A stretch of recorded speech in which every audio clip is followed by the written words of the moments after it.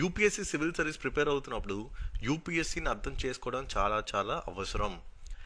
ఎవరైతే టెస్ట్ సిరీస్ల కన్నా పీవైక్యూస్కి top priority ఇస్తారో వాళ్ళందరూ కూడా సివిల్ సర్వీస్ ప్రిలిమ్స్ అనేది క్వాలిఫై అవుతున్నారు.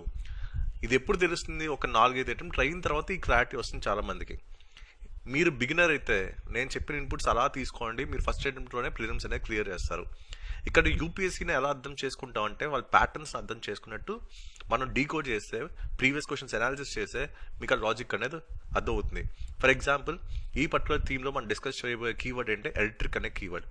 ఈ ఎలక్ట్రిక్ అనే కీవర్డ్ బేస్ చేసుకొని క్వశ్చన్స్ ఎలా వస్తున్నాయో చూద్దాం.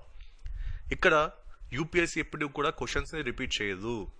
మహా అయితే 100లో ఒక క్వశ్చన్ మాత్రమే రిపీట్ అవుతుంది. అది కొన్ని ఇయర్స్లో మనం చూసాం, లాస్ట్ 10 ఇయర్స్లో రిపిటేషన్ అనేది ఓన్లీ ఒకే ఒక క్వశ్చన్. కానీ యూపీఎస్సీ ఏం చేస్తుంది తెలుసా? థీమ్స్ని రిపీట్ చేస్తుంది. అది మీకు ఇస్తున్న ఒక క్లూ.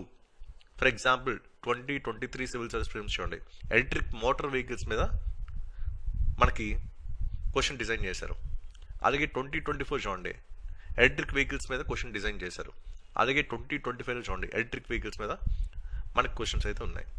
అంటే ఇక్కడ ఏంటి, ప్రతిసారి కూడా డిఫరెంట్ పర్స్పెక్టివ్లో డిఫరెంట్ కంటెక్స్ట్లో క్వశ్చన్స్ అనేవి డిజైన్ అవుతున్నాయి. అండ్ దీంట్లో మూడిట్లో కూడా మన కామన్ కీవర్డ్ ఏంటి, ఎలక్ట్రిక్ అనే కీవర్డ్ కనిపించింది చూడండి. ఇది ఇక్కడ కోర్ థీమ్ అనమాట.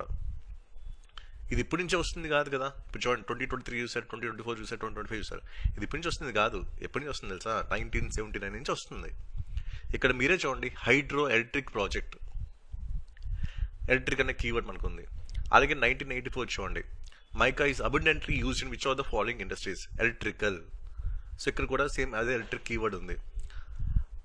అంటే ఇక్కడ యూపీఎస్సీని అర్థం చేసుకుంటే మీ ప్రిపరేషన్ చాలా వరకు ఈజీ అవుతుంది, ఎగ్జామ్ రిలవెంట్గా అవుతుంది.